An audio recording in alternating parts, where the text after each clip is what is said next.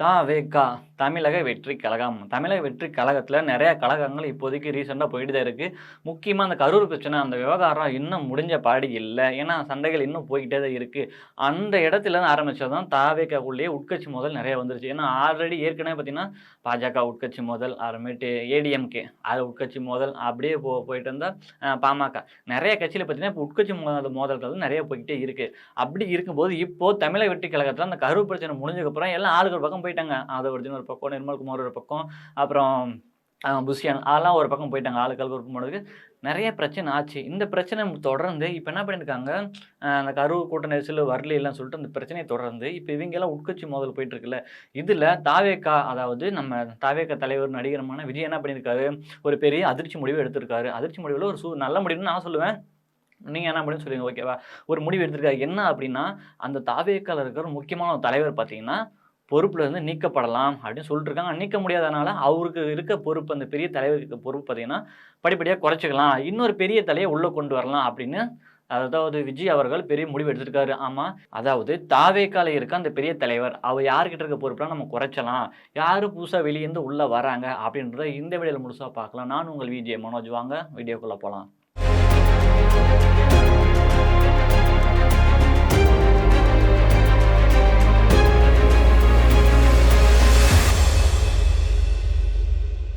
Okay. அதாவது தமிழக வெற்றி கழகத்த பார்த்தீங்கன்னா, பெரிய கழகங்கள் போயிட்டு இருக்குன்னு நான் ஆல்ரெடி சொன்ன மாதிரி அந்த மாரி தான்.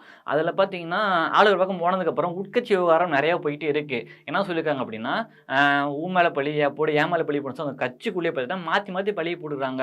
இதெல்லாம் விஜய் கடுப்பா என்ன சொல்லியிருக்காரு தெரியுமா? இப்படியே பேசிட்டு இருந்தீன்னா, நமக்குள்ளேயே புறம் பேசிட்டு சண்டை போட்டுட்டு இருந்தா, கட்சி இழுத்து மூடிட்டு தான் போணும் அப்படின்னு செம்மையா கடுப்பாயி எல்லாத்தையும் பேசியிருக்காரு. பட் இருந்தாலும் அந்த உள்ள ஒருத்தர் பெரிய தலைவர் சொன்னார்ல, அந்த தலைவர் யார் அப்படின்னு சொல்லி பார்த்தீங்கன்னா, புஷி ஆனந்த். அவர பத்தி தான் வீடியோல பார்க்க போறோம். புஷி ஆனந்த் அவர பார்த்தீங்கன்னா, அவர் இருக்கிற பொறுப்பெல்லாம் படிப்படியா குறைச்சிட்டு இன்னொருத்தர் குடுக்கலாம்னு சொல்லிருக்காங்க. அது யாருன்னு உள்ள போ சொல்றேன் ஓகேங்களா? போன கடந்த ஆண்டு தான் லாஸ்ட் வருஷம் தான் தமிழக வெற்றி கழகத்த பார்த்தீங்கன்னா, அதிகாரப்பூர்வமா அறிவிச்சாரு விஜய். அறிவிச்ச உடனே என்ன பண்ணிட்டாங்க, இந்த 1 வருஷத்துல அடுத்தடுத்து 2 மாநாடு ஓகேங்களா? 2 மாநாடு பிரம்மாண்டமா நடத்திட்டாருங்க. பயங்கர பிரம்மாண்டமா நடத்தி காட்டி, ரொம்ப வெற்றி வாகை சூடுன மாரி அவ்வளோ சந்தோஷமா இருந்திருக்கு. இவருக்கு நெறைய எதிர்ப்புகள்லாம் வந்துச்சு. இடையில மாவட்ட நிர்வாகிகள் ஆலோசனை கூட்டம், அப்புறம் பூத் கம்யூனிட்டி ஏஜென்ட் அந்த மாரி ஆலோசனைன்னா ரொம்ப பிஸி ஆயிட்டாரு. ஒரு நடிகரா இருக்கும்போது எவ்வளோ பிஸியா இருந்தாரோ, இப்ப அரசியல் வந்ததுக்கப்புறம் ரொம்ப பிஸி ஆயிட்டாரு. அப்படி இருந்தபோதும் மக்களை வந்து சந்திக்கல. அதாவது மாநாடு மட்டும் நடத்துறாரு. மக்களை ஏன் சந்திக்கல அப்படின்னு சொல்லி பெரிய குற்றச்சாட்டு அவன் மேல வச்சுட்டு இருந்தாங்க.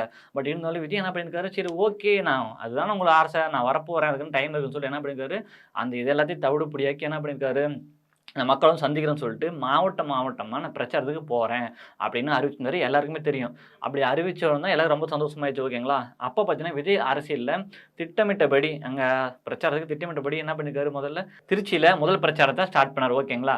அதுக்கப்புறம் பார்த்தீங்கன்னா, திருவாரூர், அப்புறம் நாகை உள்ளிட்ட பல மாவட்டங்கள்ல பிரச்சாரத்த அப்படியே நல்லபடியா போயிட்டு தான் இருந்துச்சு.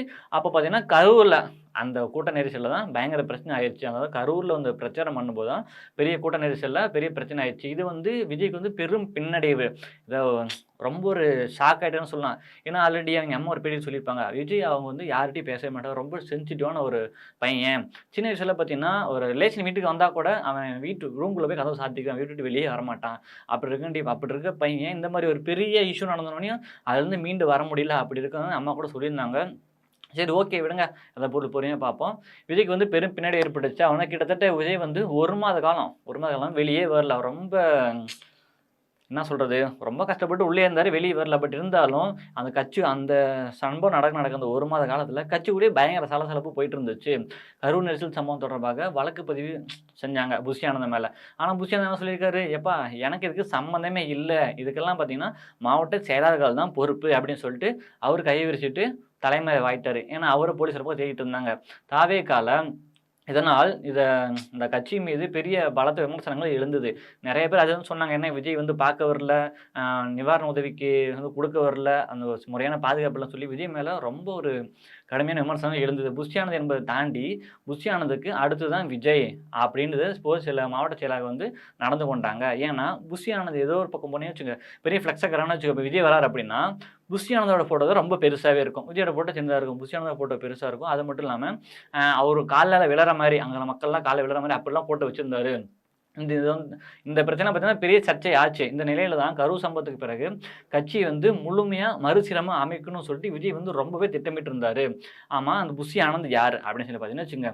இவரு சிம்பிளா சொல்றாங்க. அதாவது புதுச்சேரியில இருக்காரு. இவர் காங்கிரஸோட கொள்கை இருக்குல்ல, அந்த கொள்கையெல்லாம் பார்த்துக்கிட்டு ஓகே நம்ம கட்சியில சேரலாம்னு சொல்லிட்டு கட்சிக்குள்ள போனாரு. அதுக்கப்புறம் அங்க இங்கேயும் போய் வாய்ப்பு கிடைக்காம தோத்துட்டு என்ன பண்ணாரு, விஜய் மேல இவ்ளோ ஒரு ரசிகர்கள் இருக்காங்க. விஜய்ன்னு ஒருத்தர் இருக்காரு. அவருக்கு இவ்ளோ ரசிகர் இருக்காங்க. பரவாயில்லையே நற்பணி மன்றம்லாம் தமிழ்நாடு ஃபுல்லா இருக்கேன்னு சொல்லிட்டு என்ன பண்ணிட்டாரு இவரு, அவரோட வேலையெல்லாம் ஓரங்கட்டிட்டு, அந்த எலக்ஷன் நிக்கிறத ஓரங்கட்டி என்ன பண்ணாரு, விஜய் ரசிகர்கள் இருக்காங்கல்ல, அவங்க கூட இறங்கி மாவட்டமா என்ன பண்ணியிருக்காரு, விஜய் ரசிகர் நற்பணி மன்றத்துலேருந்து நம்ம எல்லா ஹெல்ப் பண்ணலாம்னு சொல்லிட்டு முழு நேரமா விஜய் ரசிகர் கூட சேர்ந்து எல்லாம் பங்காட்டிட்டு இருந்தாரு. ஸோ இதை பார்த்து பிடிச்சி போய் தான் சந்திரசேகர்கிட்ட பேசினாரு. அதுக்கப்புறம் தான் இவர் உள்ள வந்தாரு. இப்போ ஒரு பெரிய பொறுப்புல இருக்காரு. இவர் தான் புஷி ஆனந்த். ஓகேங்களா. குறிப்பாக புஷி ஆனதுக்கான அதிகாரங்கள் குறைக்கும் வகையில் அவருக்கு இனிமேல் அதிகாரமே இருக்கக்கூடாது, அதிகாரம் குறைக்கணும் அப்படின்னு சொல்லி சரியான நபரை தேடிட்டு இருந்தார் விஜய். ஓகே, யாரை போடலாம் இவர் எடுத்துட்டு அப்படின்னு சொல்லி, ஏன்னா ரொம்ப நிறைய குற்றச்சாட்டு இருந்திருக்கு. இந்த நிலையில தான் விஜயின் தந்தை எஸ்.ஏ. சந்திரசேகர் இருக்கார்ல, ஆமாங்க, அவர் அப்பா தான் எஸ்.ஏ. சந்திரசேகரை கட்சிக்குள்ள என்ட்ரி கொடுத்திருக்கிறார். கொள்கை பாடல் வெளியிடும் போதும் அவர் கூப்பிடல, கொடியை அறிமுகம் பண்ணும் போதும் அவர் பெருசாக அவர் கூப்பிடல. மாநில மாநாடுகள் மேடையில் இடம் கொடுக்காத, அதாவது மேடையில் இடம் கொடுக்காத போது அந்த மாநாடு நடக்கும் பார்த்தீங்களா, அப்போ பார்த்தீங்கன்னா முன்னாடி, அதாவது ஃபர்ஸ்ட் இயர் வேணால் உட்காந்துங்க சொல்லிட்டு இந்த மாதிரி தான் போயிட்டு இருந்துச்சு. முதல் வச்சில் இடம் கொடுத்தாங்க. இந்த நிலையில் 1 மாத காலமாக கட்சியில் நடந்த நிகழ்வுகள் குறித்து எஸ்.ஏ. சந்திரசேகர் இருக்கார்ல, விஜய்கிட்ட தனிப்பட்ட முறையில் பேசினா சொல்லப்படுறாங்க. ஆனால் குறிப்பாக புஷி ஆனந்த் மீது அடுக்கடுக்கான குற்றச்சாட்டுகள் வச்சுக்கிட்டே இருந்தாங்க. அதை ஆதாரத்தோடு சொல்லியிருக்காருங்க. புஷி ஆனந்த் மாதிரி தப்பு பண்ணுறாரு அப்படின்னு சொல்லிட்டு ஆதாரத்தோடு சொல்லியிருக்காரு. ஆனந்தை ஒரு அடியாக கட்சியை விட்டு நீக்க முடியாது, ஏன்னா பெரிய பொறுப்பில் இருக்காரு. நீக்கிட்டால் ஏற்கனவே பயங்கர சலசலவாக போயிட்டு இருக்கு, அவர் நீக்க முடியாதுல்ல.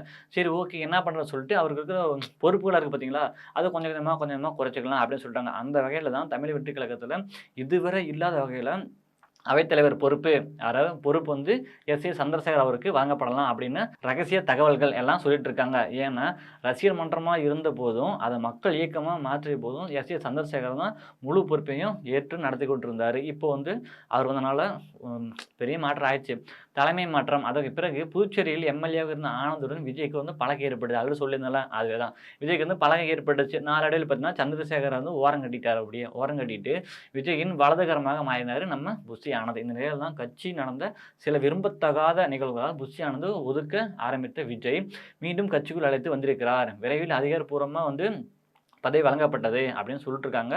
இருந்தாலும் எஸ்.ஏ. சந்திரசேகர் அவர் ஆல்ரெடி புஷி ஆனந்த் என்ன பண்ணியிருக்காரு, இவர் ஓரம் கட்டியிருக்காரு. அவர் உள்ள வந்ததும் அவர் ரசிகர் மன்ற தலைவராக இல்லை, அந்த ரசிகர்கள் கூட இருந்து நிறையா எலெக்ஷன் நின்று ஜெயிச்சிருக்காருங்க அந்த இடத்துல தனியாக நின்று.